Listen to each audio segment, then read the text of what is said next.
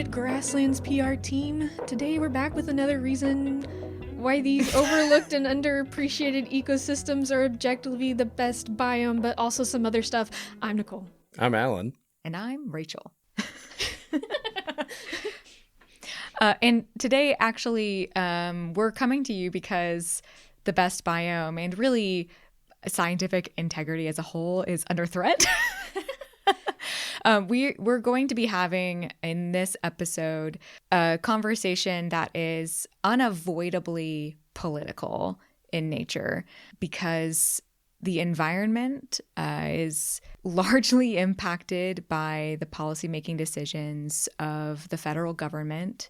And we have an administration coming back into office that has promised some changes that are objectively very, very much against everything that this organization stands for, which is the furthering of environmental education, the promotion of conservation, and the protection of our environment as a resource for us, the people. And so I think we have to, in this moment, have this conversation about it.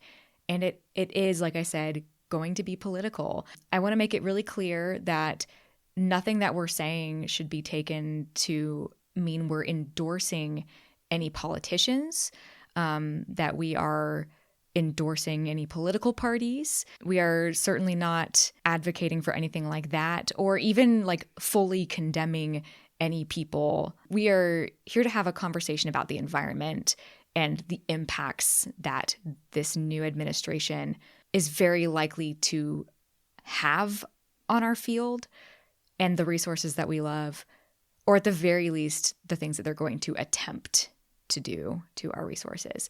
If you're not in a mindset for this conversation, that's totally fine. Skip this episode. You might go ahead and check out the show notes because we are going to have like some action items and things you can get involved in that are going to be like helpful or inspirational or useful to you. So at the very least, check that out before you take off. And if you skip to the timestamp, we're going to list at the top of the episode. We'll have timestamps in there so you can kind of see which sections to go to. I think it's going to end up being a really long episode. So check out the show notes if you're, trying to navigate all of this, and we'll help guide you through it. Maybe just as a general, like upfront warning, obviously a lot of this is bleak. We're fully aware of that. And, we have feelings and eyeballs and emotions and stuff. So we are also doing our best in this episode to look for the things that are good and helpful and that we can have a measurable impact on, even if it's in little ways. Honestly, by tuning in, you're already doing so much. So thanks for being here with us and being a part of the conversation. Do you want to jump in first, Nicole, and let us know one of the ways that we can expect a really difficult time for environmentalism? Yeah, I would love to. We'll start the conversation with the Department of the Interior. Rachel will talk about changes to the EPA, and then Allan will talk about threats to science research in general. Again, there's timestamps if only have time for one of them. So yeah, feel free to jump around as needed or come back later. It is very shocking how impactful the federal government specifically is on all of these things in this entire field. And yeah, I was surprised in a lot of my research even. Yeah, absolutely. Me too. Lots of little ways that people just don't think about. Yeah, there's just so much to think about. Yeah. To be fair.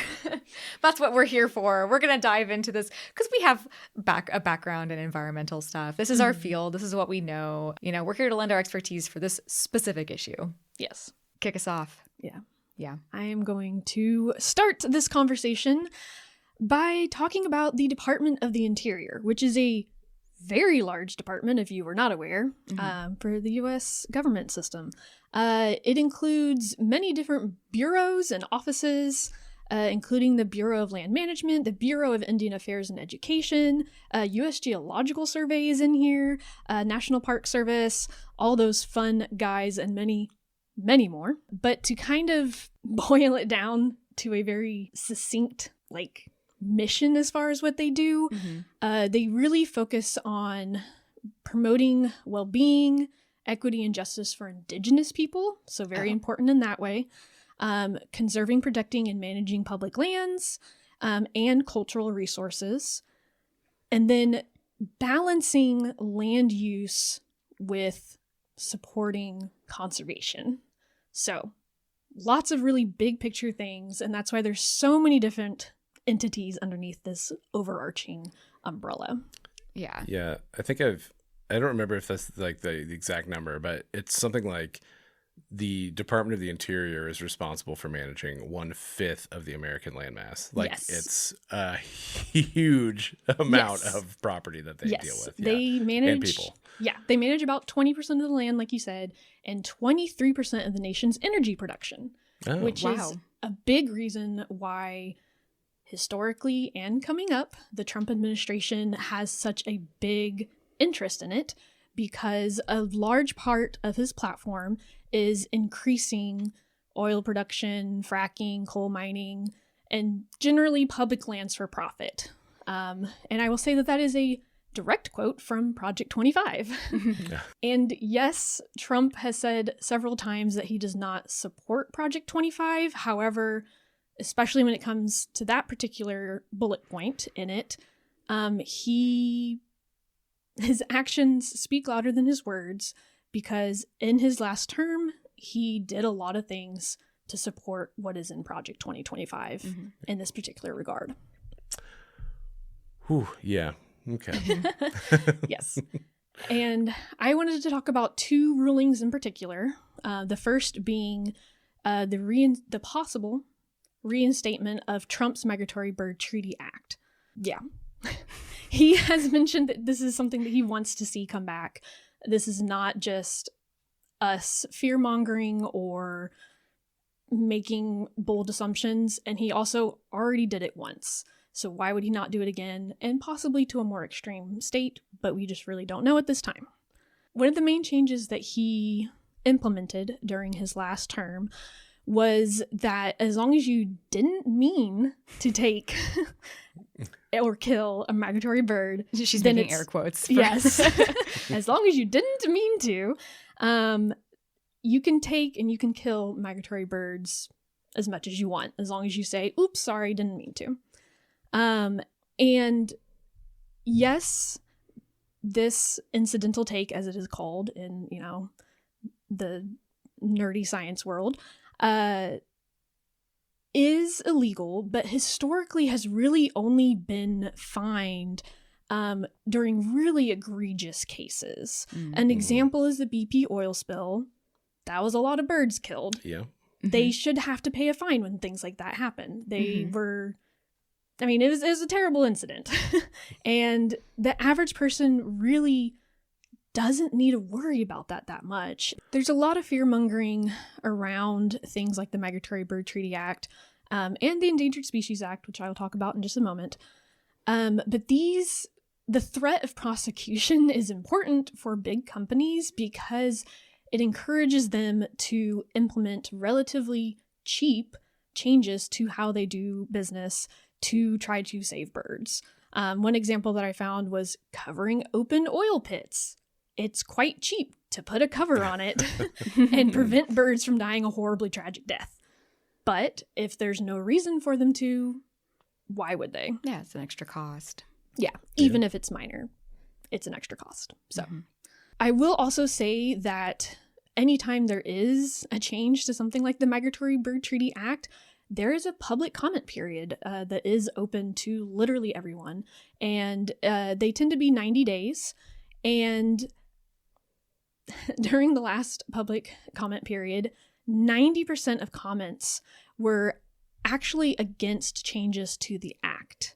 And I think that this is really important to note because not to get people discouraged, but just to note that sometimes administrations just do it anyways, because ultimately they take in those comments, but they can do whatever they want afterwards. And there's a lot of examples of the squeaky wheel getting the grease, all that kinds of things. And especially locally, your voice matters. And that is something that I'm sure we will harp on all throughout this episode, that if you don't want something to happen, or you do want something to happen that is going to help the environment or help your community, you have to speak up about it. Federally, your voice is weaker, and that sucks. But on a local level, it absolutely makes a difference. Mm-hmm. Changes to the Migratory Bird Treaty Act also can have some really unintended consequences. Birds, like the name says, migrate. They move not just within the U.S., but between borders. And we have a lot of agreements with our neighbors that could be in danger and could have some really severe consequences. One such agreement is with the Trilateral Committee for Wildlife and Ecosystem Conservation and Management, which is a mouthful. I will talk about the Trilateral Committee a little bit later as well. Any thoughts, opinions about the Migratory Bird Treaty Act? I have just like one comment, which is that if a corporation is negligent enough to cause like catastrophic effects on the environment and wildlife, they shouldn't be able to just say, oops, didn't mean to, and not have any consequences. Yeah. Because they made choices that led to that were ultimately unsafe because there was an egregious failure, and that should be penalized. Yes. And like I said, it's not, the average person is not being affected by this. No. It's big corporations that have a lot of money to change politics. And yeah. So the rollback of these things only benefits corporations and does not benefit. In fact, it harms the American people. Absolutely. Yeah. That's true. Yeah. I think that's going to be, I mean, that's going to be a theme that we see throughout all the things we're going to discuss.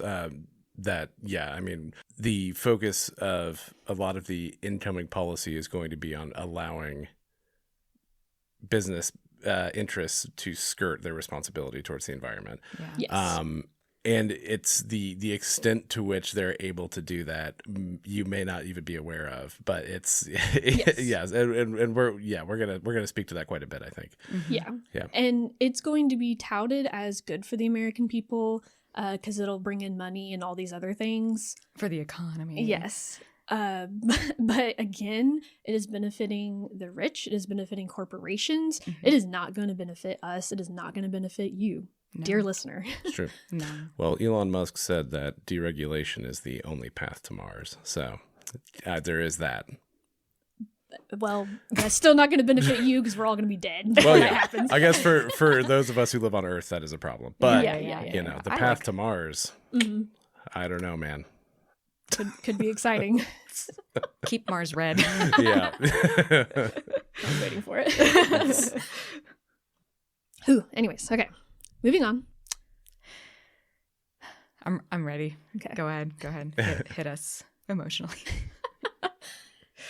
The other act that I wanted to talk about is the Endangered Species Act ruling, specifically the rulings around defining critical habitat and critical habitat exclusions.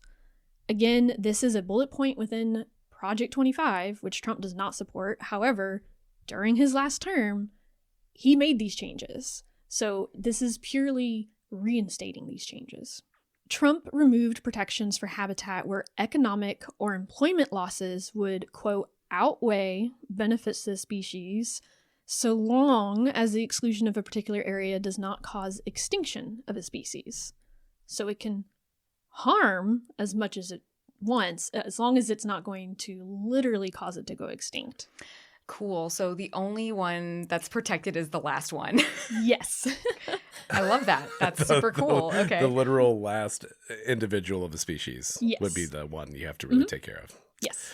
Cool. Yeah. So therefore, things like logging and mining and other really detrimental practices will have full reign to move into areas that are currently protected. A lot of those being on public land that people use all the time.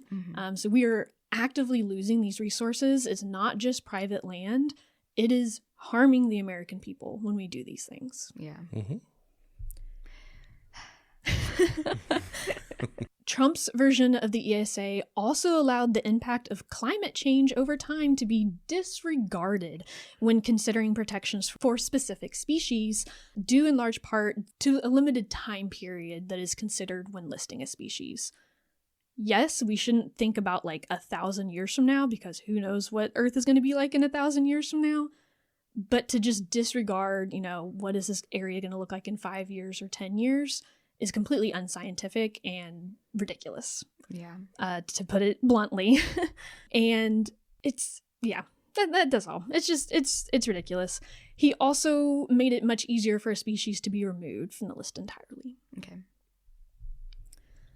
Is that something that, okay, now the listing process typically if I remember, like the listing process takes a long time to achieve. It takes years. Because you have to demonstrate, a long time series of data in terms of like the population of this animal, right? Yes.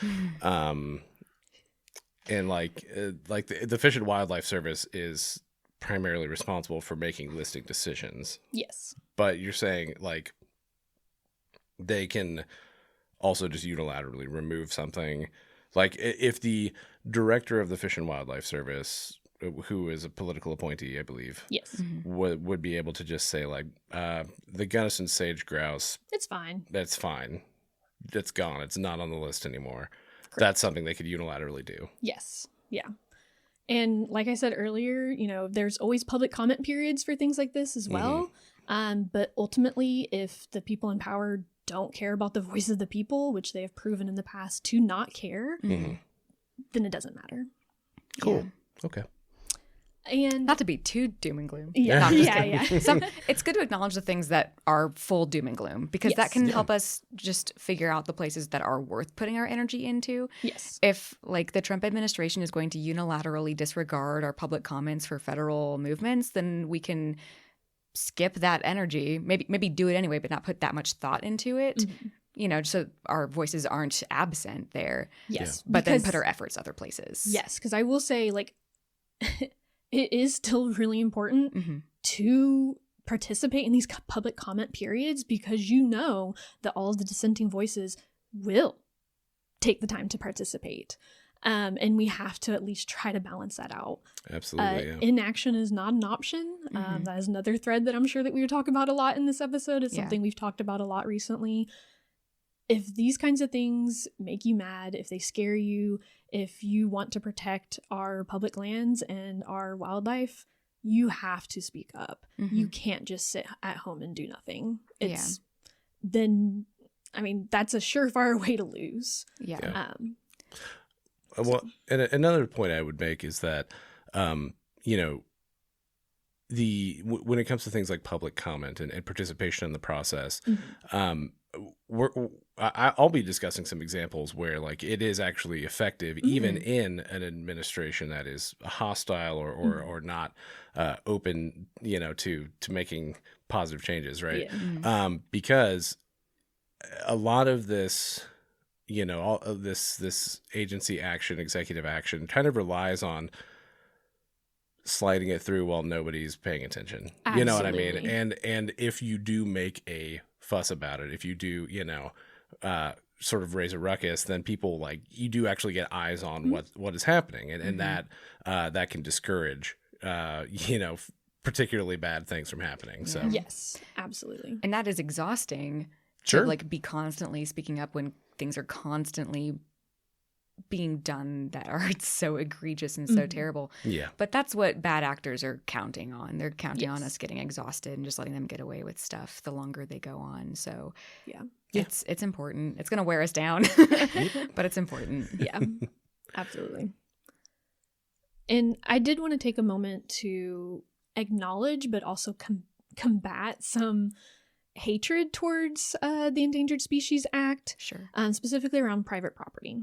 A lot of people are terrified of, an endangered or threatened species being on their property. They think that they, won't be able to raise cattle or farm or any number of activities anymore. But that's really not true. And especially with certain species, there's a lot of exceptions made specifically for farmers and people to be able to use their land. Even if your property is designated as critical habitat, it actually imposes no requirements on you or on state land unless the action that you're trying to do involves federal funding, permits, or approvals. Wow. So unless specifically written into that law that like what you're doing is going to be illegal, otherwise you can continue using your land as normal. And I don't think people realize that. Right. And if you do plan to modify your land in a large way, there is a permit application process where you work with Fish and Wildlife agents to create a habitat conservation plan for your property. And once you have that plan in place, there are protections from that plan being altered at all. So it's not like you're going to surprise a year later, you can't do that anymore. Like once that plan is in place, it's in place. And I will also say that if you are doing the work to try to conserve something on your land, that is a great way to get grants and a lot of money to do that, because that is things that people love to fund. Yeah.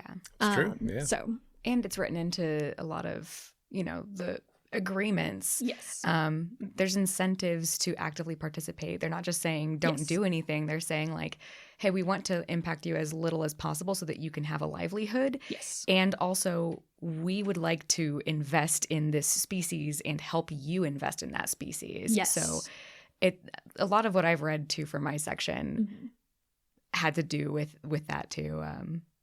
These like voluntary basically agreements. Yes. Yeah. There's a lot of, especially state by state, there's a lot of programs that have existed or do exist now where either before a species get listed or even after a species is listed, like your government will help you take care of that animal. Oh, yeah. They're not just throwing you out to the wind and saying good luck. Like Utah prairie dogs is a really good example. After they were listed, there was a huge push for, instead of people just killing them, you call up your local Fish and Wildlife agent, they'll come out and move them for you for free. That is something that they are willing to do for you. Yeah. So, and there's a lot of success around Utah prairie dogs because of that. Because prairie dogs are just kind of universally hated. And, even if they're threatened, it doesn't matter. People still hate them. But these kinds of cooperations make a huge difference and is something that the government is willing to do with you. Yeah. There is also exceptions to be made when considering property damage. And this is like physical property, but also things like livestock. Fish and Wildlife Service they have the authority to come onto your land and either relocate or, otherwise remove a problem animal. And like there's not like a permit process behind it. It's like, hey, I'm having this issue. It's affecting me in XYZ ways. You don't have to wait for a permit to go through or anything like that. Fish and Wildlife Service has the authority to decide to help you out without going through like a whole lengthy process. So again, lots of ways and a lot of incentives that do exist. Do I think there should be more incentives? Absolutely. But especially on a state-by-state basis and a species-by-species basis, there's a lot of things that exist to help out landowners. I think it's really important to note because I think people get kind of some people get it kind of scared about the idea of like government overreach and like telling them how they can and cannot manage their property. And like I understand that's a scary prospect, but like I think that they're trying not to do that, and you can see that in the way the policies are written. Absolutely. Yeah. And it's not like it's a blanket policy for each species. Each species has a very specific plan and very specific rulings and exceptions and all these things that exist.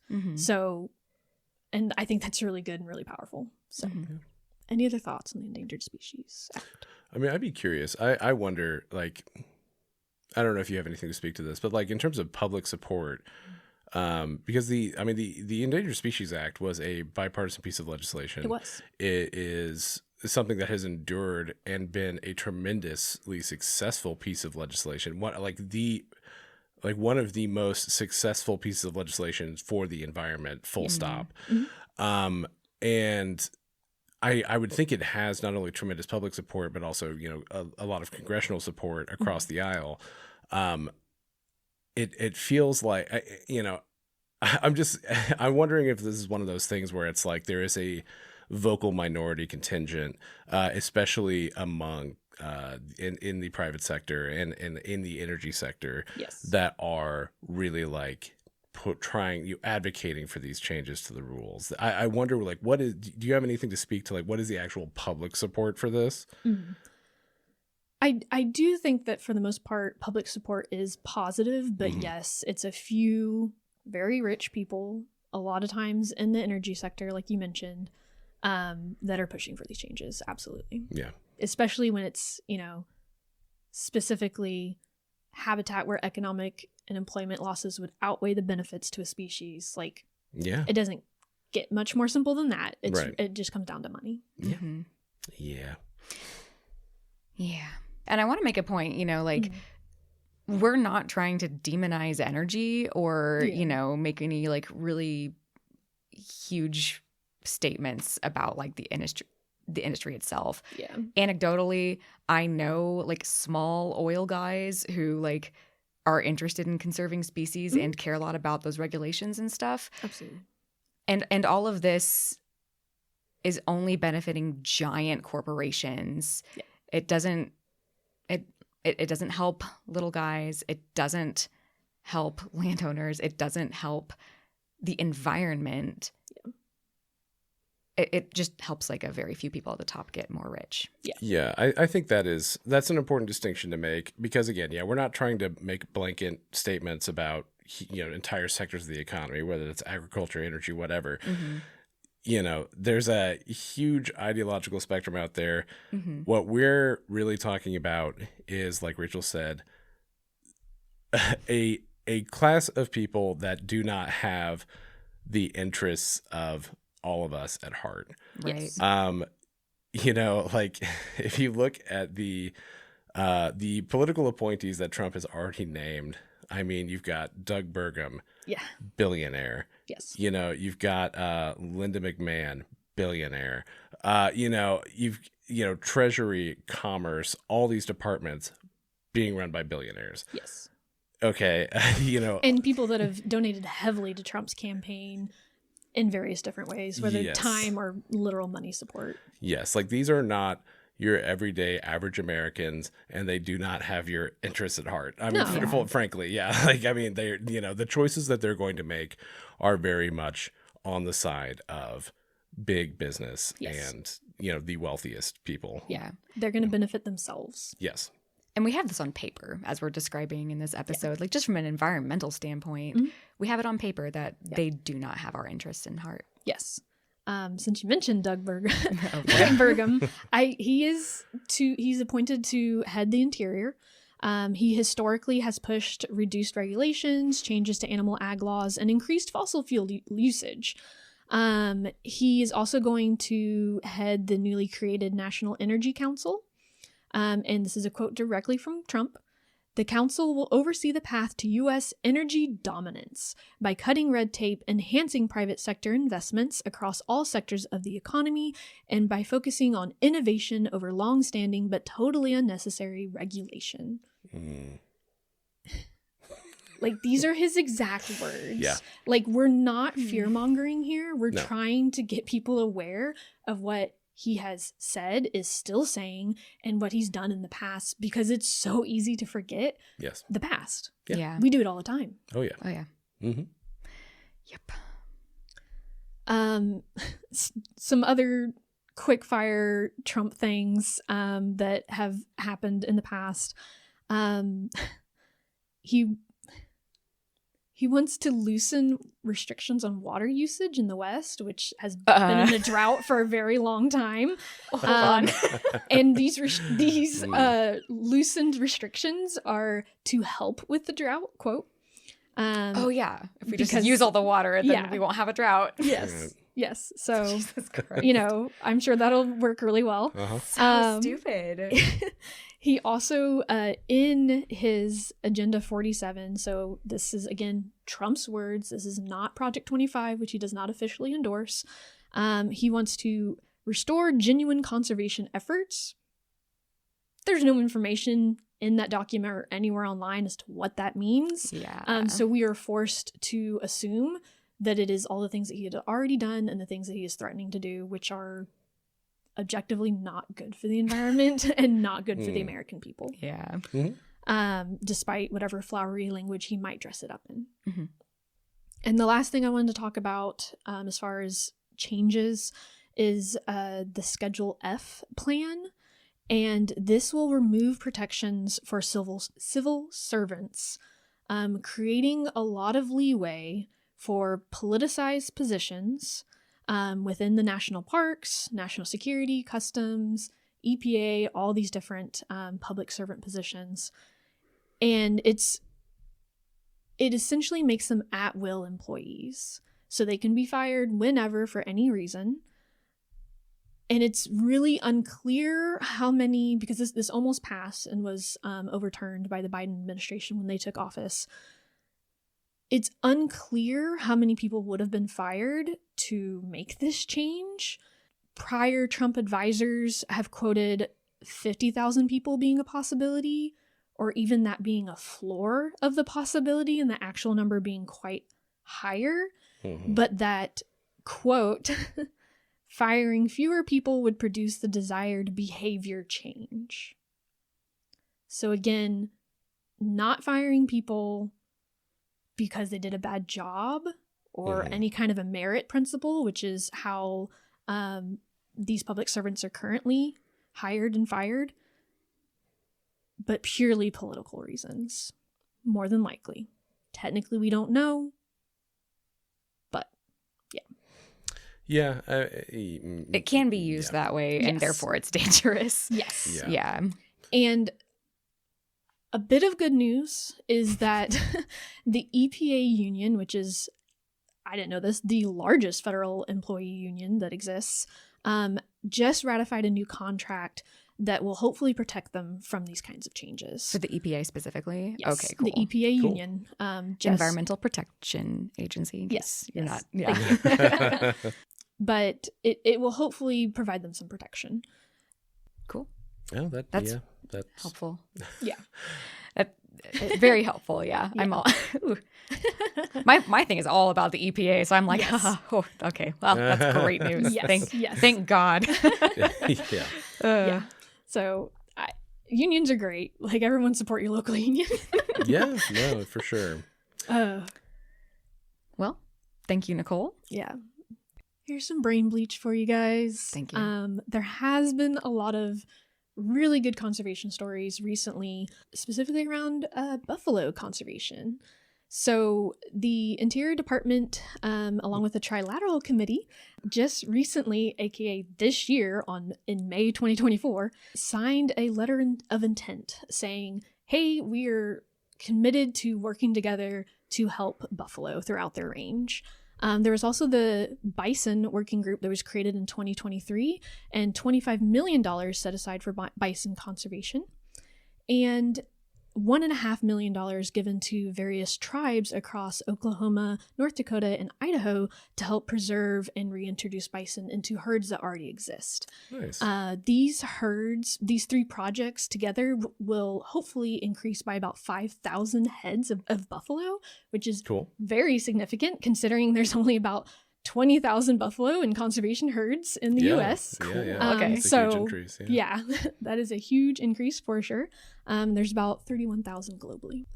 Some other species being worked on by the Trilateral Committee include bats and white nose syndrome, the monarch butterfly, the Mexican wolf, California condor, and a whole bunch of seabirds.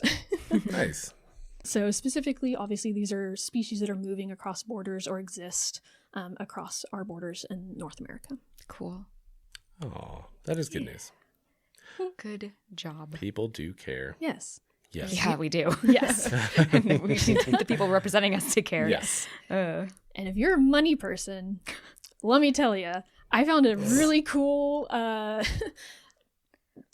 report, I guess, put out by the National Parks What is Service. a money person? Never mind. Don't worry. Don't answer that. Keep going.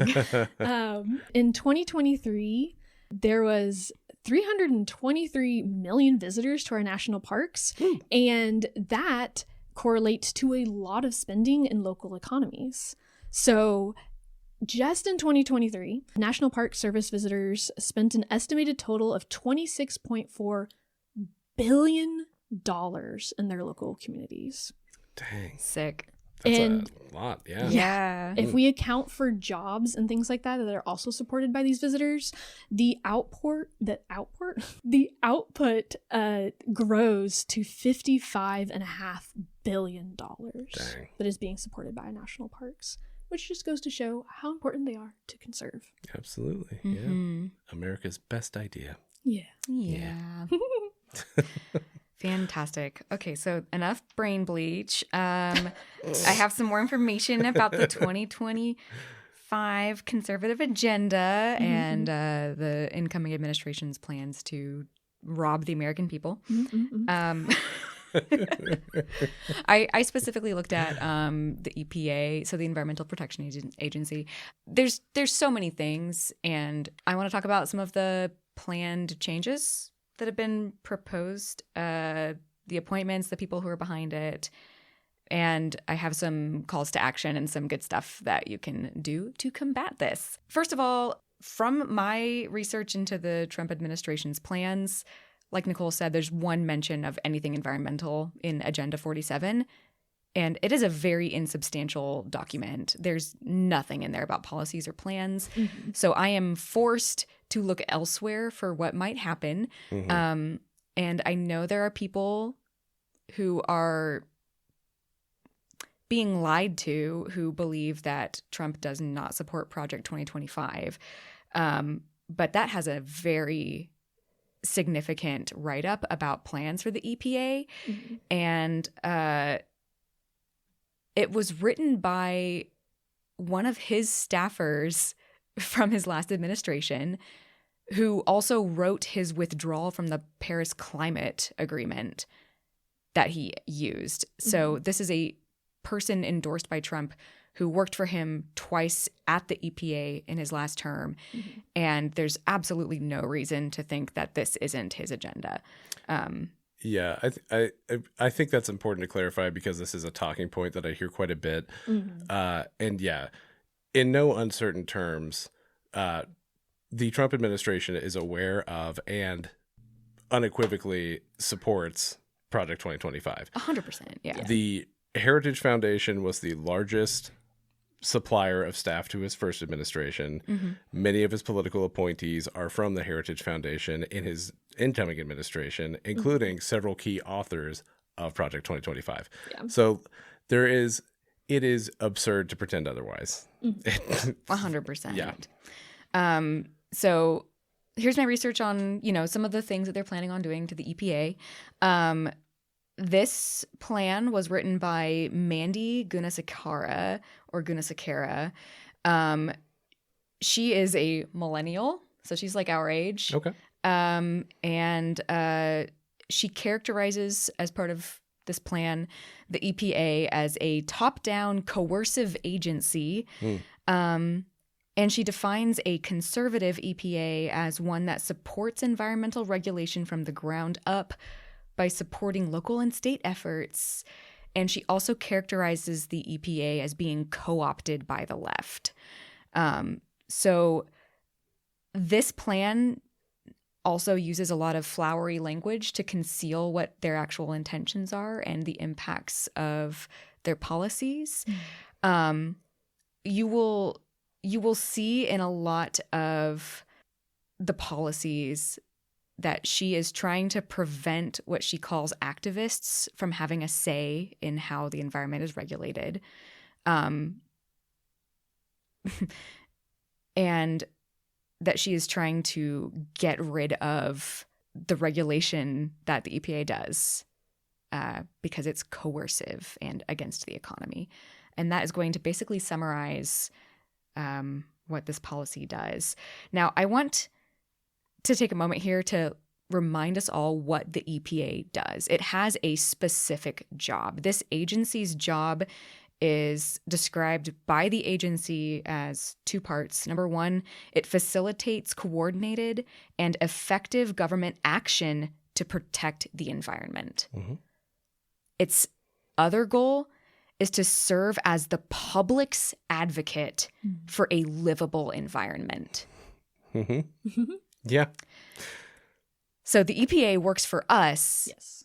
to serve as our advocate so that we have a livable environment because we have a right to that. The government is a steward of the environment, which we all as American citizens have a right to access. It is our collective resource. Yeah.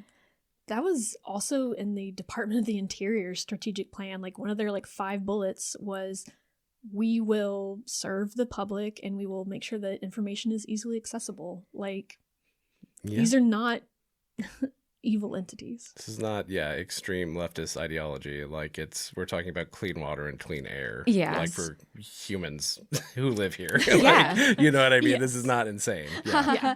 And this woman, when she served in the Trump administration, advocated for harming children with mercury in the air. So, that's the kind of thing we're doing because that's what the coal industry wants. Not the coal industry. I'm sorry. I'm making really, really black and white statements. Powerful actors in the coal industry pushed against that. Yeah. And the Trump administration says that's a great idea. And people who tell you it's going to harm children are fear-mongering. So she basically, and this is a view that I think represents his administration. He obviously endorses it. She says, the left uses climate change to scare the American public into accepting their ineffective, liberty-crushing regulations, diminished private property rights, and exorbitant costs. That's a direct quote from Project 2025 when she's talking about what she wants the EPA to look like. So it's obvious what she would like to do. Some of the changes, and I'm not going to get into the nitty-gritty of the changes because that could be an entire podcast episode in itself. I just want to highlight some things that I didn't realize were probably going to be impacted or that were in the crosshairs of people in the Trump administration, okay? First of all, they want to completely eliminate the Office of Public Engagement and Environmental Education. So they say they're going to just, it's about making the government more efficient. They're going to give somebody else those responsibilities, but they're eliminating environmental education, basically. They also want to eliminate the Office of Environmental Justice and External Civil Rights and give that to a different, just rope that into somebody else's job, make them do 2 jobs, basically. The office they want to give this to, their job is to support the people Trump puts in power in this administration, basically. Great. So, I didn't even know we had an Office of Environmental Justice and External Civil Rights, and I was really curious what that does and how that would impact us. On their website, they have a quote from President John F. Kennedy from 1963 that says, quote, "Simple justice requires that public funds to which all taxpayers of all races, colors, and national origins contribute not be spent in any fashion which encourages, entrenches, subsidizes, or results in racial, color, or national origin discrimination." And we, as environmental educators and professionals, know that environmental issues tend to negatively impact certain populations more than others to a statistically significant degree. Oh, yeah. So this office tries to support work being done in an equal manner for American citizens. And apparently they do a lot, actually. There's a whole media campaign on their website right now from somebody in that office who's been touring the nation and figuring out plans to help disenfranchised segments of the population that have been disproportionately impacted by environmental pollutants and things like that. So, but can't have DEI. Right. So, acknowledging that, right. Okay. Yeah. Yep. Yes. Another thing I didn't realize was I've got like two more specific points and then some day one changes. And so the EPA gives out a lot of grants. Yeah. They do a lot of work in research, in supporting actual science, and in grants to do their job. The Trump administration wants to make sure that grants don't go to groups with, quote, political affiliation, which in my mind feels like a whistle stating that they want to prevent the left from co-opting it, which means they want to stop people who have a vested interest in the environment from advocating for the environment. Right. Yeah. Because she has a politically affiliated advocacy group. And I'm sure she's not talking about herself. Right. No, she's pro-liberty, right? Yeah, pro-liberty. Yeah. She also wants to, the Trump administration wants to reset the science advisory boards to give opportunities to, quote, a diversity of scientific viewpoints that are, quote, free of potential conflicts of interest, which is just a bald-faced lie. What they're saying is that they want to, and this is based on the actions. Like if we read between the lines and look at the actions, what she's trying to do is get people who have unscientific viewpoints advising on science. Yes. And pretending that that's balance. Yeah. Right. Yes. Yeah. And I'll be speaking to that quite a bit. Good. But I'm not. Yep. One of the reasons I know some of this between the lines stuff is because, they have in Project 25 a list of day one executive order stuff they want to do. One of those things says immediately stop all grants to advocacy groups that are advocating for the environment. So there we go. And then review which potential federal investments will lead to tangible environmental improvements. This is language she has used to deny climate science in the past when testifying to Congress, because she characterizes a lot of the environmental impacts that we're trying to do with things like the climate agreement. And they're not leading to tangible impacts. So therefore they're null and void and useless. I got down a rabbit hole of Trump's climate change opinions. If anyone listening is not aware, he does not think it's a thing and has multiple times been like, it's awful cold out. What about that global warming? That's not a thing anymore. And talking about like, it used to be global warming, but now that it's cold out, now we're calling it climate change. We're just calling it something different. It's like, we changed the name because people were confused. So it's like, we're past the point where we even need to entertain that this is a debate. Yeah. Like, I mean, I in case that needs to be said. No, because for some people that does need to be said. Yeah, it does. Yes. Any points to the contrary are unscientific and politically motivated. Yeah. Yeah. Yes. So, yes. I was gonna get too doom and gloom, but I'm gonna. Nope. Stay here with me. I'm like. Stay here with me. I don't know. I'm fighting my my impulse to rant about everything. So I'm just sitting politely. I've got good news. Hang in there. Sure. There's things we can do. I'm gonna like donate some money to some people because that's how confident I am that we can do stuff about this. Okay. Cool. So anyway, also some day one stuff included like a budget review. They want to just basically say, did you get explicit congressional approval to do that thing? I don't think so. And they're gonna remove funding from stuff, and they're gonna immediately start restructuring the entire EPA. There's a lot of restructuring stuff in the document. At this point, I got really bogged down by the nitty gritty because I was like, it's not helpful to argue about why these things are unhelpful for the environment. We know what their intentions are in writing this, and therefore that's more important to look at. So I do just want to point out like who is writing this, a little bit more about the author of this, because she has worked for the Trump administration. The only time she didn't work for the EPA in his last term was when she left briefly to start a political anti-climate change group and then rejoined the EPA in a different spot right after. So, yeah.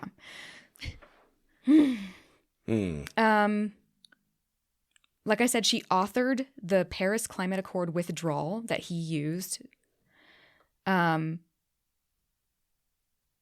One of her positions was in the Office of Air and Radiation for the EPA. She also was chief of staff for the second administrator who replaced Scott Pruitt during the last administration. She is listed in the Climate Disinformation Database found at DSMOG, which is an organization that specifically tries to provides very well-researched and sourced information about all the various disinformation and misinformation campaigns that cloud the PR around the science of climate change. So she is a climate disinformation specialist. That is like her career, and she has a legal career in this. This is going to make you mad. I'm so sorry. I mentioned that she started an organization in the middle of the last Trump campaign. In my notes, I described it as basically the GrasslandGroupies of climate denialism. But instead of being a small grassroots organization, it's a massively funded corporate machine. It, quote, is an educational organization dedicated to informing the public about the environmental and economic gains made under the Trump administration. So basically, the Trump administration's environmental policies just need a better PR team. Yeah, right. And then she went back to the EPA. Great. So just to some evidence to support the climate denialism and the actual intention of these changes, she testified to Congress in 2020 supporting the EPA rollback of mercury air toxics standards regulations. She said it would be a positive change and that claims that the new standards would harm children are false and feed into a culture of alarmism because heaven forbid we raise alarms. Right. In terms of climate change, she's a member of the CO2 Coalition, which is a group directed by a climate change denier, William Happer, and it portrays carbon dioxide as a, quote, nutrient vital for life, unquote, and advocates for more of it in the atmosphere. Yeah. I mean, hey, Yeah, there used to be 6 times as much carbon in the atmosphere. We had big bugs then. Wait, hold on. Ooh, bring back big bugs. Now we're on. Is that the great America that we actually need? I mean, giant dragonflies that can scoop you up into the air? Yes. Sounds exciting. Sounds kind of cool, actually. What a great death. Okay, anyway. Good. In February of 2019, she said in an interview to address her climate change views, this is while she was working for the Trump administration, quote, consensus on global warming is varied and nuanced. As a general matter, the climate is changing and humans have a role. That's a serious issue that deserves our continued attention. If I sound like I'm speaking in her voice as if it's disingenuous, that's because it is. Yeah. And I want to point this out because you will find quotes of her saying things that sound fine. Yes. You will see quotes from her that sound reasonable. Yes. Because that's what she does. And that's what people in his administration that support these viewpoints do. They sound a few things that are okay. And like if you squint at it, you're like, well, that's not so bad.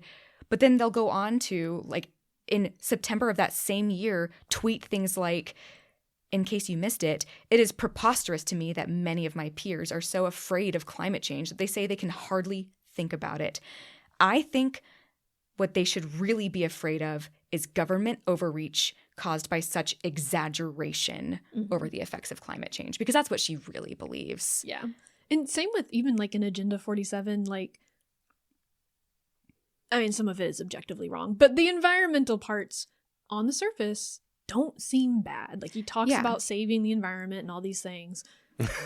But then the actions, like you said, speak louder. And, and that's so important to point out because I know that there are people out there who think or believe Trump at face value for some of these things and are going to be shocked when it turns out he was lying to them. Yeah. And I'm so sorry that you were lied to, but this is a deception. And we can see that so plainly. She obviously called the climate agreement virtue signaling. She celebrated the withdrawal, which she authored as leaving a bad, ineffective deal. And she said it was bad because of, quote, billions of dollars of direct and indirect costs to the American taxpayers and the economy, while producing no meaningful impact on the environment or climate, unquote. And that's so disingenuous, because there are some things that we do need to spend billions of dollars on. Yeah. And there are some things that we should be forcing corporations to spend billions of dollars on. Yeah. And there's plenty of dumb stuff that we spend billions of dollars on already. Yes. Like, Oh, yeah. yeah. Yes. Mm-hmm.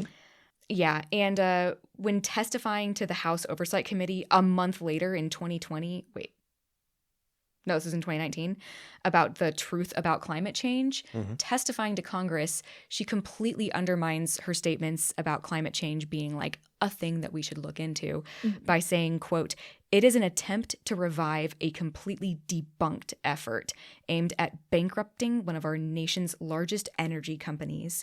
It is the latest product of a politically motivated campaign hatched years ago by politicians, activists, and well-funded foundations that want to demonize an entire industry and paint them as corrupt institutions that have, in their own words, pushed humanity toward climate chaos. She calls it hyperbolic rhetoric that's dishonest and says it's all ineffective for environmental efforts. Yeah, it is. I mean, she is the sort of extremely polished mouthpiece that lends credibility to what is objectively, against the interests of average people. Again, to stress that,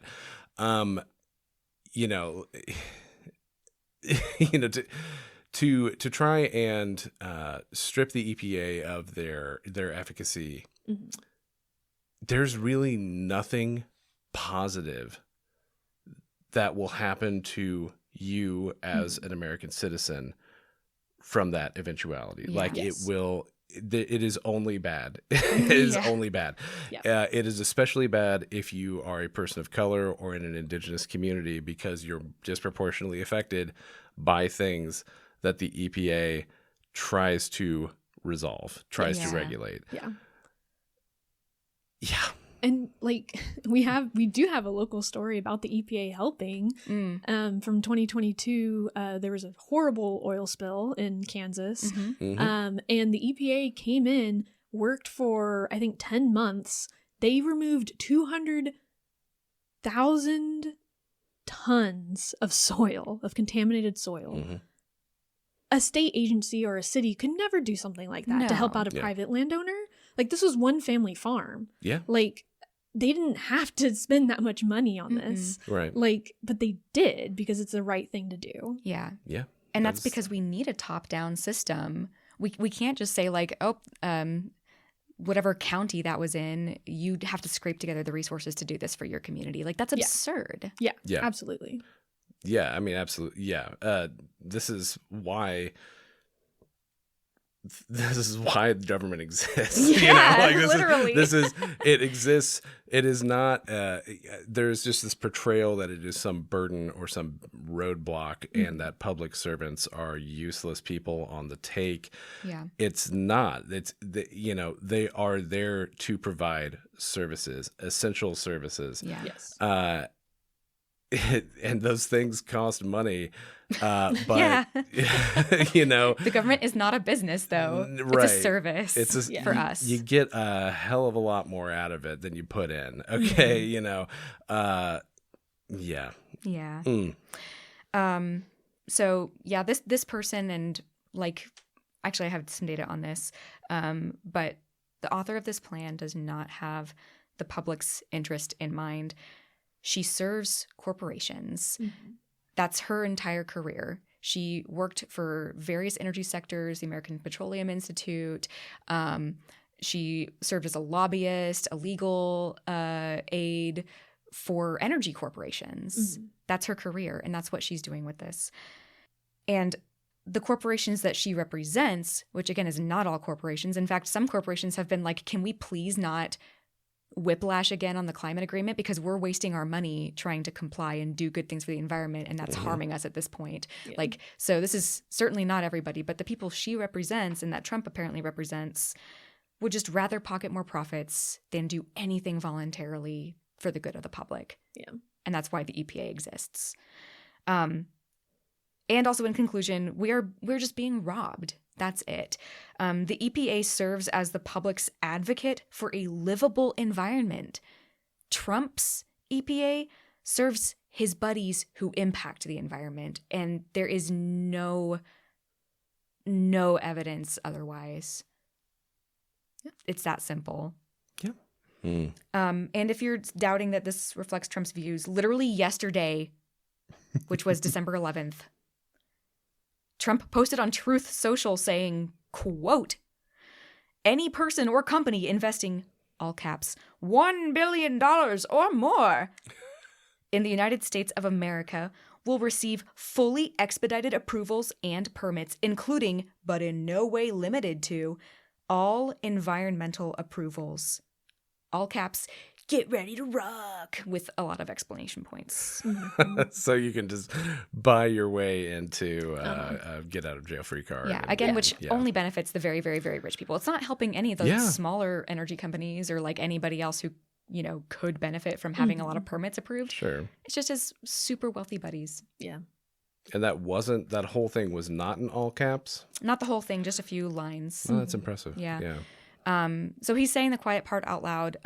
His environmental protection agency is protecting corporations and robbing the American people to sell our environment to the highest bidder.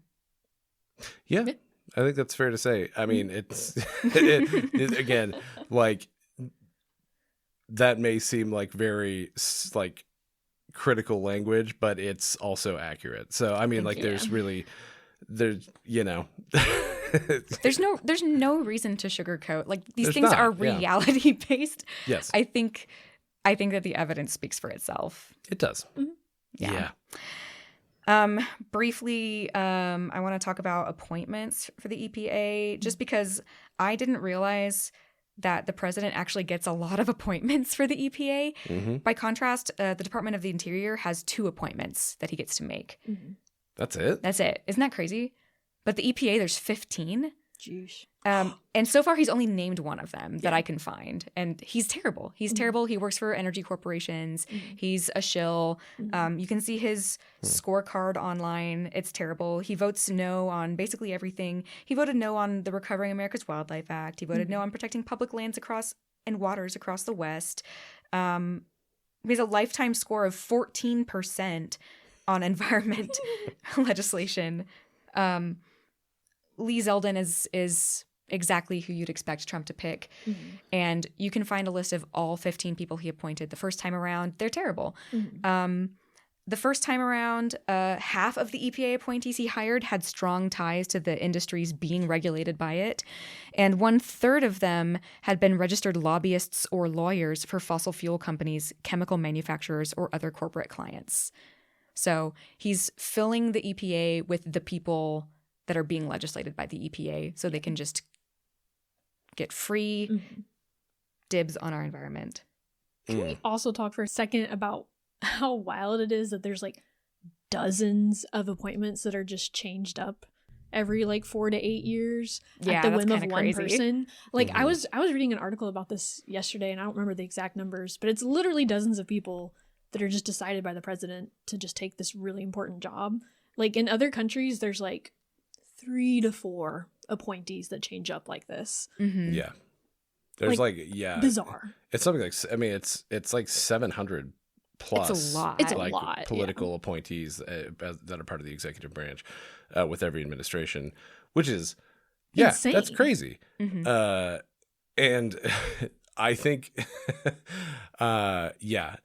it does threaten the stability of fundamental services and objectives of the government that we all agree are good things. Yeah. You know? So, like, if you can just wait 4 years and not comply with environmental regulations and then have them all wiped out again anyway, because like 700 people changed positions at the whims of a madman. Yes. Sorry. No, I'm not sorry. Yeah. Yeah. That is kind of insane. It's, yeah. And like the 15 people being appointed to the EPA, all these people, like they get Senate approval and vetting. And that's not happening right now. That's not even happening. None of these people are even being vetted this year. Yeah. Because I guess we have just been relying on the goodness of people's hearts to comply with, you know, stuff that's good for the American public. So that's pretty cool. It's definitely not. So here's a positive for you.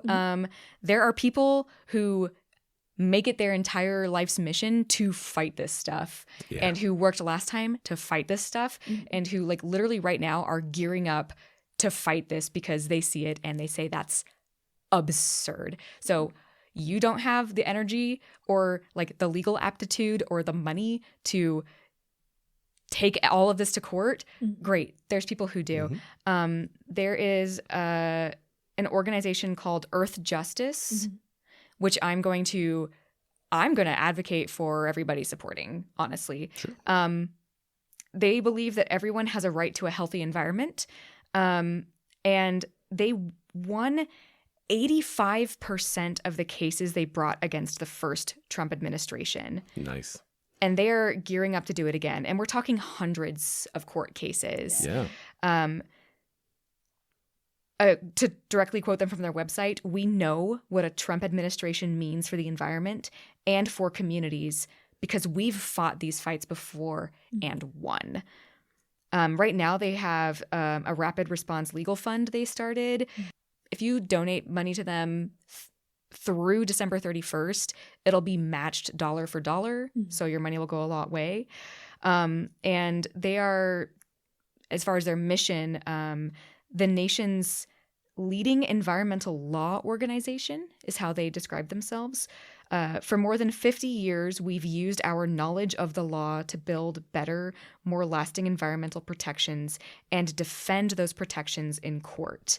They serve hundreds of public interest clients and provide legal representation free of charge.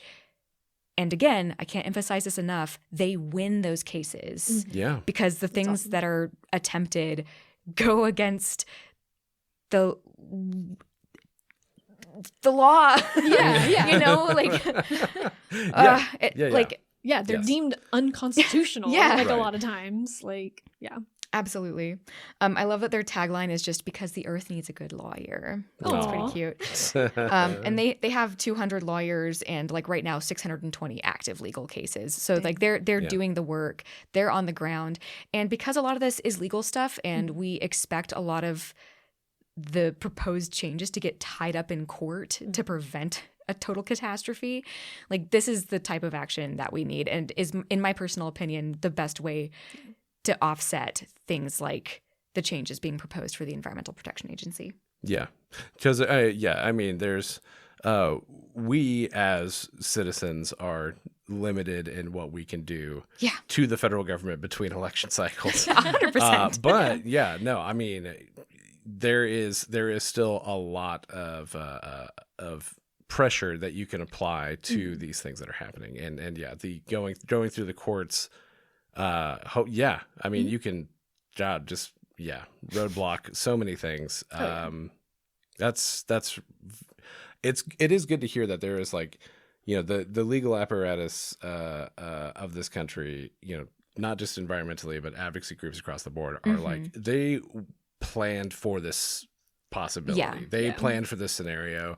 They know what to do. And they're ready for it. And that is encouraging. It's deeply encouraging, especially because I feel like often, you know, the American public at large feels really disenfranchised to fight back legally because we just don't have access to the resources that these giant corporations that want the changes or that are advocating for these terrible changes have. They have so many resources to get whatever they want. And it leaves me feeling very powerless. And so in this way, we do have some power. Yeah. And if I give them $50, then I've paid for like with the match-to-match donation, like an hour of some lawyer's time to help a court case. Like, hell yeah, okay, that's what I can do, and it's something. So yeah. Terrific, yeah, absolutely. Yeah. Anyway, that's that. Very good, Rachel. I'm gonna shift us into a discussion about the discipline of science itself. Okay. Oh boy. I know. Small topic. So there's obviously a lot of uncertainty. We've addressed in this episode a number of things that might happen, a number of things that we can pretty confidently assume will happen. And with that in mind, there is definite cause for concern with regard to the integrity of scientific institutions in our country. To put it, I guess, as bluntly as possible, the next presidential administration will be hostile to information. Okay. So what I'm going to talk about is, I guess, what information in particular is at risk, why it matters, what the harms of that hostility might look like, and then we're going to talk about ways that we can act to protect scientific integrity even in an uncertain time. Okay? Let me start with you guys with an excerpt here. What I think frames the problem appropriately. People in a democracy rely on accurate and trustworthy information to carry out their civic duties and maintain a government that protects and serves their interests. An informed citizenry must judge the merits of government actions through periodic votes for elected officials, and to become informed, it depends on widely distributed information available both directly and through the media. In that regard, national statistical information forms a data infrastructure that resembles the role of physical infrastructure for our nation, like interstate highways, national defense, interstate utility grids. All of these national investments serve the common good. Their benefits are sometimes relatively small for the individual, but they are essential to the welfare of the whole country. In some sense, this infrastructure is among the threads of the fabric of society. And in our day-to-day lives, most people do not think about the benefits of highways and bridges until they exhibit a problem. Perhaps being closed for repairs, or worse, when they fail and collapse. That is a description of the importance of information. And that actually comes from one of the thousands of reports and scientific articles that are produced by the National Academies of Sciences, Engineering, and Medicine. That is from a text called The Principles and Practices for a Federal Statistical Agency. They are well aware of the value that they hold for society. Scientific information, statistical information, data, all of these are a public good. They're integral to the fabric of democracy.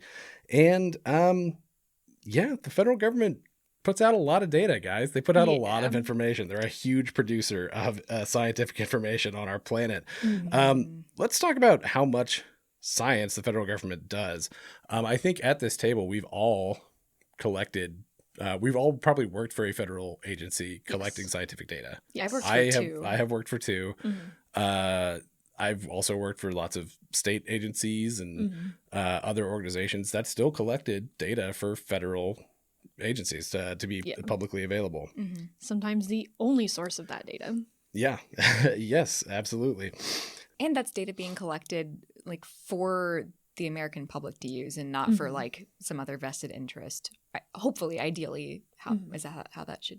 Yeah. And why that's important to stay as a government practice and not like a private practice. Yes, absolutely. It is very important. To run some of the numbers, on how much data, how much science the federal government does, because it may surprise you, actually.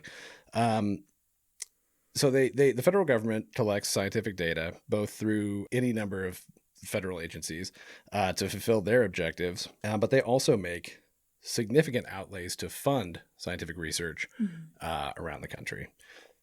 According to the National Science Foundation, their Center for Science and Engineering Statistics, in 2020, there was 175,000 scientists directly employed by the federal government across 400 federal agencies. They, in various capacities, a large part of what they do is participate in basic research. Are you guys familiar with the term basic research as compared to like applied research? I guess not. Okay, yeah. Basic research basically is the systematic study directed towards understanding something. Oh, okay. Okay, it doesn't not with a particular problem or question in mind necessarily, or product, or looking for a solution. It's just gathering information about reality. Okay. Right? That's what basic research is. And the federal government puts a huge amount of money towards that. They actually okay, so in 2022, the total like congressional appropriation, or what they call the budget authority of federal agencies to do basic research, was $45 billion. It's gone up a little bit in the last couple of years. It's around $48 billion now, but that amounts to 40% of the country's investment in basic research. Wow. 40%.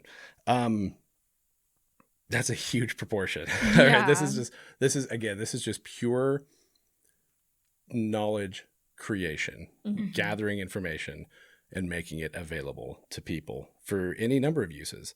40% of that is tied to the federal government in our country. The White House Office of Science, Technology, and Policy, in 2020, they estimated that federal research funds were responsible for producing 195,000 to 263,000 published articles. Dang.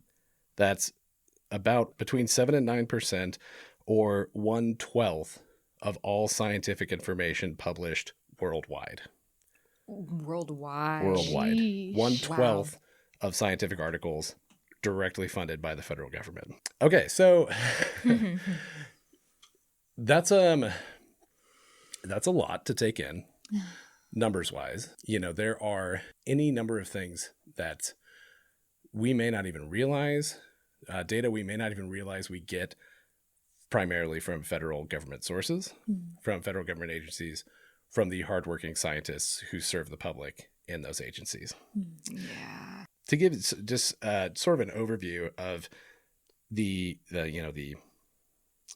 breadth of scientific data collected by federal institutions. In the USDA, you have everything from soil series to crop data to pest data, animal health data, forest and grassland health through the Forest Service there. The EPA, as we said, you get your air quality, your water quality, information about contaminants, pollutants, human health impacts. NOAA, in the Department of Commerce, you get weather data. We use that every day. Forecasting and modeling of things like hurricanes, storm surges, droughts, natural disasters, climate impacts. Huge amount of climate change research funded through NOAA. In the U.S. Geological Survey, you get your stream, your river, your groundwater data, energy impacts, natural disasters, and a lot more, which we'll talk about in just a second. And you've also got all those agencies under the Department of the Interior, National Park Service, Bureau of Land Management, information about land use, plants, animals, wildlife, natural resources, everything else that's going on in the 244 million acres that they manage. Yeah. It's a lot. Can I add something? Because Yeah. I kind of skipped over this in my notes just because there's so much to talk about. But the EPA also funds a ton of research and collects a lot of data. And that was one of the things specifically on the chopping block in the plan that I read. Yeah. We're going to talk about some specific attacks that have been lodged against scientific practices. Okay. Because it's a doozy. But it's really difficult to stress how much information how much information that these public servants provide. And they do it for us. It's for our benefit. Yeah. So that we understand our world better and the problems that we face.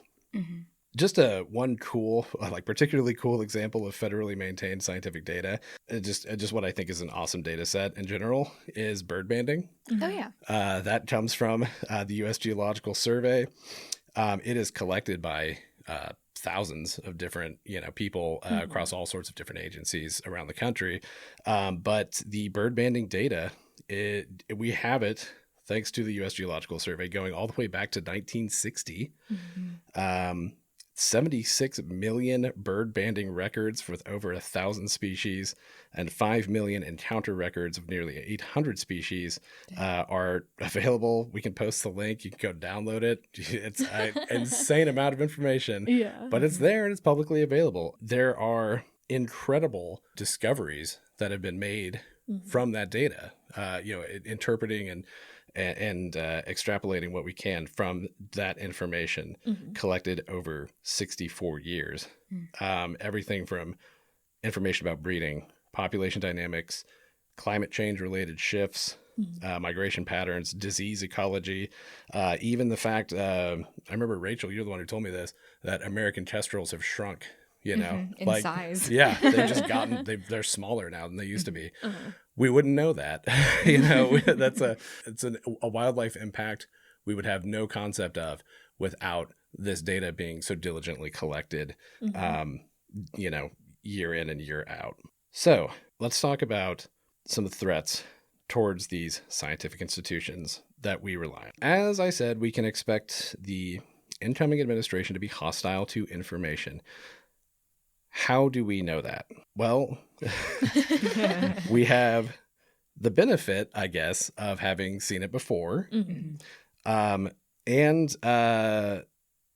we have an idea of how it's going to play out. There's a great resource for this, actually. That's the Attacks on Science page from the Union of Concerned Scientists. They're an organization. If you're not familiar with them, they have been sounding alarms for decades about all sorts of things. But the Union for Concerned Scientists is a great organization, and they have absolutely kept the receipts on all this in terms of how science was under siege during from 2017 to 2021. It's worth a look just because, like Nicole mentioned earlier, we have a short memory when it comes to things like this, especially when we get so inundated with,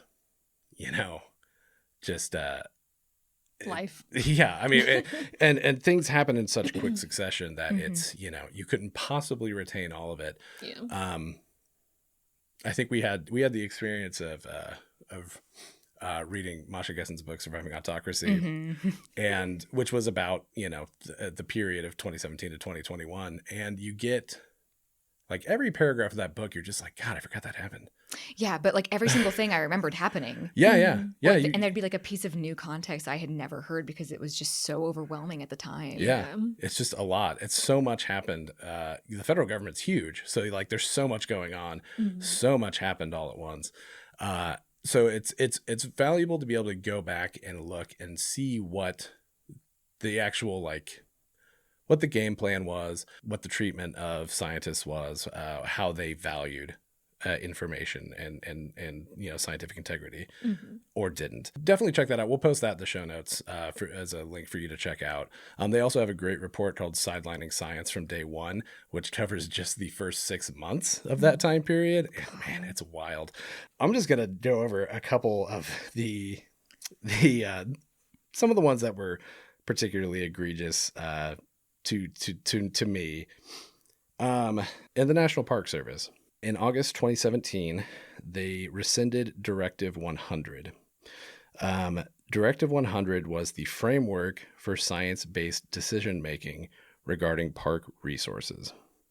Okay. Particularly important was that it allowed for anticipatory action to protect those resources based on the best available scientific data if uncertainty was present, i.e., we can't wait for the full impact of climate change to decide, we should probably do something to protect this resource, right? Yeah. Because if we do that, it's gone. Reactionary measures only go so far. Yes. Yep. Better to be proactive than reactive, right? Also, as a part of that, national park employees were prevented from giving evidence-based comments on proposals that affected the parks. Oh my God. especially on things like oil drilling, they could not give evidence-based comments without advanced permission. So they were basically limited in their function as citizens because they are employees of the park to speak to these issues. And as limited as experts, like they know better than anyone what the impacts would be. That is absolutely true. Yeah. I mean, and there is no respect for the concept of expertise here, though. Yeah. Ryan Zinke, the former Secretary of the Interior, embodied this. He deleted mentions of the human role in climate change from a number of scientific reports and websites, including a report on sea level rise and storm surge. He also refused to meet with scientists at one point, which led to 3/4 of the Park Service Advisory Board to resign. Jeez. That's another like unintended consequence of all this is like the people who care get pushed out because they're being told their voice doesn't matter. Oh yeah. Or they get fired, but you know. Oh yeah. Oh, it keeps giving here. In the U.S. Forest Service, they created a new rule to sidestep the National Environmental Protection Act, which requires impact studies for infrastructure projects on federal land. And in 2020, the Trump administration even allowed a mining company to perform its own environmental impact assessment. What? Makes sense. Normally something that's done by an objective third party or federal agency. They went ahead and let a mining company do their own environmental assessment for a gold mining operation in Idaho. Did not allow the Forest Service to do its job there. It's giving, let's look for bumblebees in winter. Oh no, we didn't find them. We can plow over this prairie. Yeah. Right. Oh yeah, nothing's here. There was many incidents of press releases being delayed, findings being obscured, scientists being pressured to cherry pick data, the deletion or doctoring of publicly available scientific communication. I think that the Trump administration like almost immediately removed the White House's own climate change page when they came into office. They would often there are incidents of them opening up studies for public comment that had already been peer reviewed, really for the sole reason of undermining the findings, as opposed to like inviting public discourse. It's wild. The Fish and Wildlife Service actually had a stark example of this. In 2020, after a team of federal scientists submitted a biological opinion in which they identified threats posed to endangered fish, the Trump administration official Paul Souza removed that original team of scientists and assigned a new team to rewrite the opinion. It's like it's just so like, yeah. I mean, it's gasp worthy because it's like, wow, that is so blatantly like. Okay, well, I your findings aren't really ideal for me. Yeah. So get out. I'm gonna have a new scientist come in, and we're gonna try this again, right? Yeah. we're gonna reinterpret what the science says here. It also brings a lot of credibility to like the fears around Schedule F and things like that, where it's like, oh, we don't have any proof that he was gonna fire people that didn't agree with him. Yeah, no, we absolutely do. Yeah. And I'm surprised that they even had that power. Like, she had the power to just, like, dismiss the entire team of scientists and have them rewrite everything. Like, that's crazy. Yeah. I didn't even... Yeah, like, you like to think that there are safeguards in place to prevent this type of corruption. Just, like, a smidge of integrity, maybe. Yeah. It's wild how much of our, like, really critical social structures and, like, information structures and our environmental structures are upheld strictly by like giving people the benefit of the doubt that they'll have some integrity. Yeah. Yeah. Right. Absolutely. No. And that yeah. I mean, I think something that, there will be some political appointees who achieve their status in the coming years purely because they are absolutely shameless in what they're willing to do. Yeah. Like that they will get the job done, so to speak, of just absolutely kneecapping the scientific process in a lot of these agencies, because to them it's largely a barrier. Yeah. It is a cost center. It has no real value. It's regulation. It's whatever. That is how it's viewed, and they'll be shameless in their behavior towards it. Yeah. And the findings are inconvenient. Yes. Now, it's not all bad, though, because like the EPA at one point when Scott Pruitt was in charge, they considered a really devastating rule, or would have shut down the consideration of any study that did not have publicly available scientific data in the policymaking. Now, okay, on its face, that sounds fine, right? It's like, oh, well, yeah, sure, all that data should be publicly available. And, yes, but the issue is the EPA uses a lot of things like private health information that cannot legally be made publicly available to, make findings on, issues with contaminated water, issues with air pollution, environmental, pollutants, etc. So that is private data that can't be released. Ergo, it can never be publicly available. So the EPA is basically saying we can't consider health impacts in our policy making. Oh my God. Would be the net effect of that rule. Yeah. That's so egregious. It's really bad. Yeah, it's really, really bad. And the Union of Concerned Scientists and other networks really pulled together to voice their disdain for that rule. During the public comment period, it became one of the most, if not the most, commented on EPA regulation ever. Wow. There was like 600,000 comments submitted or something like that. It was wild. And that actually led to them, like, because it had attracted such a media firestorm, that amount of attention, that they stumbled. The EPA did not end up effectively using that rule. They rushed it in like right before in 2021, and it was immediately withdrawn by the next administration. So like, oh my God, the fact that they still went through with it though. Yeah, but but they fumbled it because they did. They fumbled it because it turned into such a mess, and because people raised a lot of noise about it. They made hell about it. So, yeah. So that's just a couple examples of what happened to scientific institutions. Again, you really go check out the Union of Concerned Scientists has so much good information. You can actually search by like federal agency, by topic. They have there are dozens and dozens of articles. Please check that out. So all that gives us sort of a baseline for what the expected behavior of this administration would be. Okay. It does not account, though, for several things, because it doesn't account for what's different this time. Changes in leadership, changes in the incoming Congress, and new advisory influences, such as the Department of Government Efficiency. Which, just... Well, and there were a lot of... I don't have like data on this or anything, but it seemed like a lot of people on his team during the first term were in some ways like standing up to the things that were egregious to them personally. Like there were people who were willing to stand up, and they were slowly kind of chopped out. Yeah.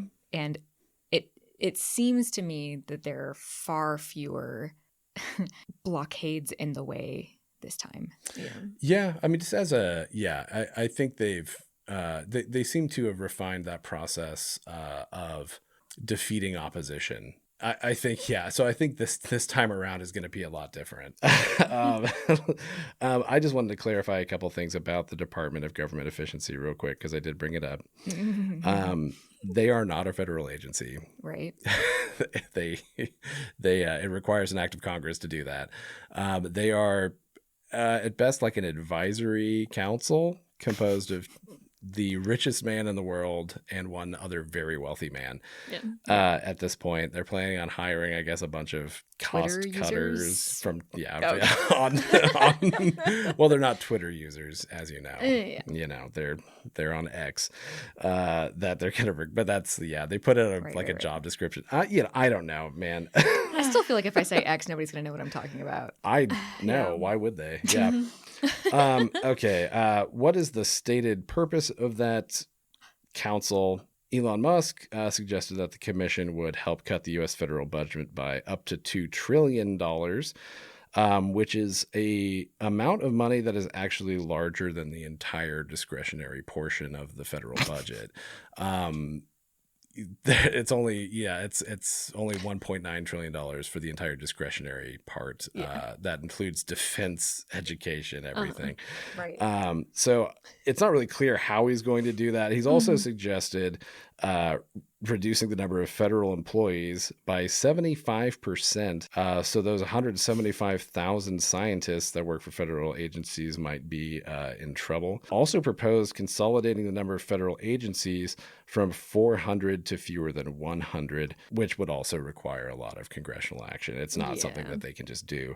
A lot of that is not feasible. Almost none of it is reasonable. And it's, so even so, the point is there are going to be really harsh recommendations from this Department of Government Efficiency. One assumes that they will not see scientific endeavors as a particularly critical part of the federal budget. So we can just, I think, safely assume that that among the drastic cost cutting that is to come, we're going to see a lot of science on the chopping block. Yeah. I think it's worth pointing out too that, like, regardless of the legitimacy of this appointed couple of people who aren't actually in an agency, the incoming president has made it extremely clear that he intends to listen to whatever they say. Yes. And they have the money to make things happen. Yes. So in that sense, it still matters. It still matters, yeah. Yeah, it sounds ridiculous, but you have to keep an eye on it. Yes. It's kind of funny also because I feel like we've all known people who worked for companies that have done this, where you basically like save a little bit of money, but then give the few people left everybody else's job, and it always fails and never works out. But it's like a thing that for some reason, like, business people think is a good idea, and all of the employees are like, I'm gonna get off this sinking ship and I don't want to do the job of 6 people, so adios. It's also hilarious that Trump is so pro making jobs and like all these things, and then like turns around and wants to fire like 100,000 people. Like, what? Oh, way more than that. Well, There's 3 million people who work for the federal government. So you want to start off by putting 2 million or what would it be, 2.4 million people out of work? Like, that's going to be great for the economy. Yeah, that's going to be great for the economy. Like, wow. At least I'll go on unemployment benefits. Oh God. It's like it's and this is just a recurring thing that just personally irks me. Yes, I'm very biased as someone who has dedicated my life to public service, but just the idea or the concept that public servants do nothing of value, that we're just, cashing a paycheck and chilling out, and like, it's like, no, dude, you don't like, it is often a very thankless thing to serve your community. And I don't think people even, or I say people, which isn't fair. These people making these decisions certainly don't understand it. People who have never had to avail themselves of government services, who only see it as a hindrance, absolutely, as a frivolous budget item. It's like expecting a library to be making money. Like, that's not the point of a library. The point is to like give people stuff. Yeah. Like books. Be a resource. Right. Yeah. Yeah, it's like a library's never going to break even. No. You know what I mean? Like, that's not how that works. Yeah. Okay. So why does all that matter? I mean, quite simply, as I've stated, all that data, it impacts your life. Okay. If you're wondering like, oh, well, why does bird banding data matter? I guess, welcome to this podcast. You must be a first time listener. It's great to have you. But like, it does matter. Like, you know, this information reveals things about our world, and we can't really anticipate like what information is good to have and what information's pointless. It's all valuable to our way of life. That air quality data, water quality, soil, you know, weather, all these things, like these have an impact. Like, knowing about these things has an impact on your day-to-day life. It matters to you, it matters to your family, it matters to your health and your well-being. So we should insist that that kind of knowledge is reliable, that it's accessible, and we want to have a government that is going to make their choices on policy and procedure and whatever with the best of information and the best of intentions. Yeah, it's as simple as that. I don't know who on earth really wants somebody making, you know, do you want decisions about our environment and our health being made based on evidence or based on finances, you know, like, and political, someone's whim at the moment. It's very simple. So what do we do about that? Well, I'm going to give you two things that you could do. Number one is stay informed and stay vigilant.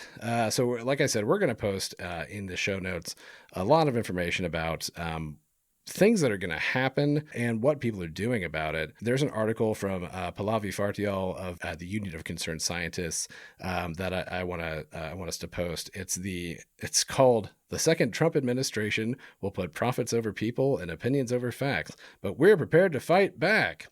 And it lays out a whole ground game of what scientists, litigators, and more are going to do to build support and push back on all this nonsense. Also, if you happen to be someone who's working in science, they would be a great resource for you to, if you're not already affiliated with them or aware of them, they'd be a great resource for you specifically, you know, to give you advice on how you can document, report, keep track of the abuses that you are witnessing within your own organization and help you blow the whistle, etc. Number two, I want to encourage people to make their own contributions to scientific efforts. You know, if environmental monitoring and things like that are going to be on the chopping block, you know, if all the data that all those organizations collect is going to be undermined, then, you know, it's an opportunity for people to get involved in citizen science like they never have before. The information collected by open science efforts, it can't be censored because it doesn't belong to the federal government, right? You know what I mean? Like, you know, it's a good, you know, keeping that data accessible and independent would really be a value at this time. And it maintains some continuity on things that might be, you know, put on the back burner or lost entirely. So how can you get involved? There's a lot of ways, actually. If you've never looked into this, there's all sorts of citizen science projects that are going on all over the country. SciStarter.org is a good place to locate a project in your area. Also, federal agencies such as the National Park Service, the U.S. Forest Service, and NOAA have dozens of citizen science projects in progress that you can join and be a part of. This might include everything from a butterfly census, macroinvertebrate sampling, passive acoustic monitoring of streams and ponds, crowdsourced weather observations, or even collecting data with your phone's built-in magnet. Dang it. Magnetometer. Ooh, Good grief, that's a word. That what is a a word. word, yeah. But you could, I mean, it's climate data that you can get by just the simple readings of Earth's magnetic field cool. that NOAA would be interested in having. So yeah, there's a lot of things you can do. You can go out, you can find an opportunity to get involved in a citizen science project, and, you know, collect good, useful data for conservation and more. Christmas bird counts start like Saturday. Yeah. I was also going to bring that Yeah. up. Yeah, there's plenty of things. Even if you don't join a formal project, there's all sorts of stuff you can do on your own. I'd encourage you to learn how to use apps if you don't already, like iNaturalist, Seek, and Merlin, to bone up on your identification skills, and assess the biodiversity in your area. That's just a good Yeah. thing to do anyway. Something we'd absolutely encourage. The Christmas bird count and backyard bird counts will be coming up soon. Winter's a great time to learn how to bird. So you can go and listen to Rachel's Bundle Up and Bird episode after this for a palate cleanser. That'll give you some good info and some good tips there. Aw. And just consider maintaining logs and lists of things you find, just, you know, or nature journal even. Things like, yeah. You know, you could use something like eBird if you want. You remember that I said the bird banding database has 76 million observations. eBird has 600 million observations. It is a huge data set in its own right. So, you know, if you like, I don't know, if you hike near federal lands that say maybe get a drilling lease on them in the near future, you could start keeping some observational data. You know, Start keeping it now so that when changes occur, we'll have data to I was show gonna that. say that. yeah, go out, get a baseline. Yeah, it's just a good exercise. And you can get, if you have kids, you can get your kids involved too. There's the National Environmental Education Foundation has all sorts of little citizen science things you can get involved in with young ones as well. So there's a lot you can do. Yeah, I mean, I think inviting people into the scientific process, like citizen science has taken off in the last, you know, Oh yeah. it's becoming a very legitimate and very useful thing. Yes. You know, as it's become more formalized, and it costs a lot less, and you know, it's a great. It could be, I think, a useful solution at a time when budgets are getting slashed and scientists are losing their jobs.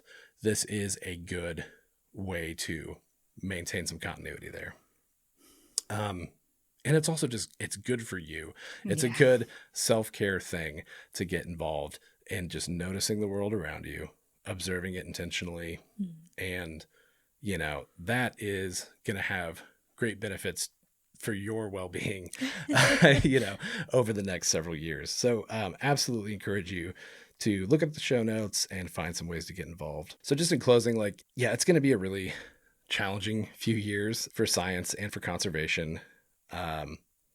It's going to be a hostile environment for scientists, experts, researchers, anyone hoping to make decisions based on evidence really in their personal or professional lives. But there is a lot we can do. Get involved, you know, stay informed, stay involved, and take care of yourself. You know, the power of people is great in all things, and that includes science. And, you know, as ourselves as an organization that's committed to scientific literacy, you know, we'll continue doing the best work that we can to platform researchers and their findings, and advocating for the best biome in any way that we can. So science good, do science. Great conclusion. Yeah. Yeah. Beautiful.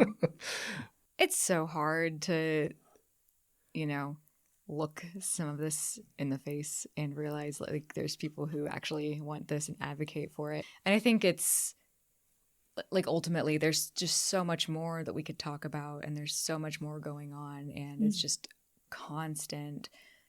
And the thing that I'm taking away from this is that it's so deeply upsetting that in America we're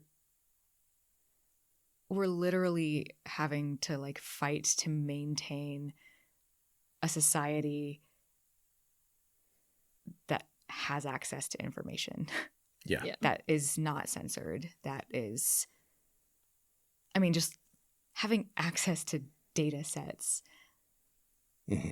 there is nothing good for society, for our planet, for like the citizens living on the planet that can come from any of these policies. Like, we know this. Yeah. And it shouldn't have to be argued. And we are having to argue that. Yeah, it's not an opinion. It is just a matter of objective fact that things that like all this stuff, deregulation, the loss of science, the degradation of institutions, information being concealed or doctored or deleted. This is it's not good. There's no objective reality in which that's good. That's a good thing, or something that promotes freedom and the things that this country purports to value. It's just not good. It's that is a matter of fact, not opinion.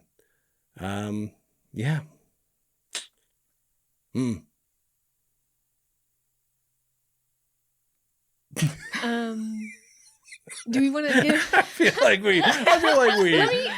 we were on a nice note. I think and then I we can went backwards. salvage it. Okay. Salvage just at least a little bit with like a really easy call to action thing. Yeah. If the things that we talked about on this episode, and the things that we didn't talk about on this episode, because there's plenty that we didn't, both environmentally focused and not. If these things upset you, if they make you mad, if they make you scared, again, the time for action is now, because inaction is not an option. And even if during the next 4 years we can't make big changes at the federal level, this is a really, really good time to make a change in your community, in your city, because those changes become, it goes from city to county to state level. And now that your state has a chance to make a difference in the next election and every election past that. Yeah. Like, these little changes add up and absolutely snowball to something really great and something that can make a huge difference. Yeah. So find the areas around you that you're worried about and fight for those things, because those are local places. They affect you personally, and people are more willing to listen to that. Yeah. Yes. Yeah. Thanks, Nicole. Yeah. Even like reaching, like, I've had 20, 30-minute long phone calls with like Fish and Wildlife employees or like state employees asking for clarification on stuff. Like, they are more than happy to talk to you and like explain things to the best that they can, about what's going on, or give you resources to find more. Like, I guess you're not alone in this, and there are resources out there, and you can make some really strong connections without a whole lot of effort. So, yeah. Nice. Yeah. Cool. Yeah. If you want a really fun action item, speaking from a bug nerd perspective, today, as in the 12th, the day that this episode is airing, the Fish and Wildlife Service is opening up a public comment period on the listing of the monarch butterfly. Oh, yeah. It literally opens today. You can read the entire, proposed plan. You can read all this information and then give your opinion on it. So something very actionable. It's open for 90 days. Don't wait till day 89 to send it in, because you'll forget by then. Just be honest with yourself. Just do it today. Do it tomorrow. And, that's a nice little easy action item to slide you into advocacy work as we move forward. Go do some stuff. Yeah. And take care of yourself. Yes. Absolutely. Something else of note is, if you are interested in getting into national parks, you can possibly do that for free. There are lifetime passes available to people with disabilities and military members or veterans. Again, these are lifetime passes. Normally, an annual pass is $80 for one park. So this is a huge discount. There is also, if you do not fall under that category, there are 6 free entrance days. I'll give them to you real quick. Good luck remembering them. January 20th, April 19th, June 19th, August 4th, September 27th, and November 11th. Those are the 2025 free entrance days. So these parks, they do attempt to make them accessible to everyone in this way. Yay. Other news, which you may have missed because this came out like basically at the same time as the election. So I don't think anybody was paying attention to this piece of legislation getting introduced. The North American Grasslands Conservation Act was reintroduced again to Congress. It's an altered version. We're planning on making like a little bonus snippet diving more into that later. The TLDR of it is that they added a lot of really good stuff to it, and then they sliced the budget. So those are the main changes, but it is overall a really, really good act for American grasslands specifically that's modeled after the Wetlands Conservation Act. This was originally introduced, a different version of it was introduced in 2022, and it basically just died in committee. So it didn't go anywhere. We were really excited about it back then. I'm still excited about it with the changes that have been made. Even with a greatly reduced budget, it's still a huge impact for this very endangered ecosystem that is, as we all know, the best biome. And so, like, absolutely call up your representatives, let them know that you support this. The person who actually introduced it to Congress this time around was Nancy Mace, who's in the news right now for some pretty heinous like opinions against minority groups, but population, whatever. Yeah. She hates trans people. Should I start over? Whatever. Great. Okay. So I was kind of surprised, like, oh, like this is a really good thing. Maybe you should focus on passing this thing that you introduced instead of bathrooms. But that's a personal opinion of mine. Yeah. Anyway, objectively the best biome. Objectively get this stuff passed. Okay, sorry. actsforgrasslands.org is where you can find that stuff. We'll put all the links to all these things we're talking about in the description. I hope that throwing all of this action and positive spaghetti at the wall is helpful for you. Our intention obviously isn't to overwhelm, but it is, I think, helpful when the bad stuff feels so overwhelming to highlight the fact that there are an overwhelming number of ways to get involved and combat it. So, pick one thing that sounded like something you would enjoy or that is meaningful to you and do that thing. You don't have to do everything. You don't have to be everything. No. And thanks for listening. We will be taking a little bit of a break. We will be back in March with the next episode of The Best Biome and our other podcast, Filthy Animals. So. Yeah. So that's the next full episode. If anything crazy happens, if there's like significant news or whatever, we might put out like a bonus episode or two. But yeah, we'll see you on the other side of the break. Yes. Bye. Oh. Welcome to The Best Biome, the best episode of the butt. The best episode of the butt? Maybe we just do our names and we'll figure out the intro later. Okay, great. I'm Nicole. I'm Rachel. And I'm Allan. Oh, wait, no, we can't do that. Yeah, okay. You go. It has to be her. I'll go last. Yeah. What? No, Why? You'll go last because you're the first speaker. Oh, I'm the first one. No. You're the first. Yeah. I'll go last. Because you're doing the intro? Sure.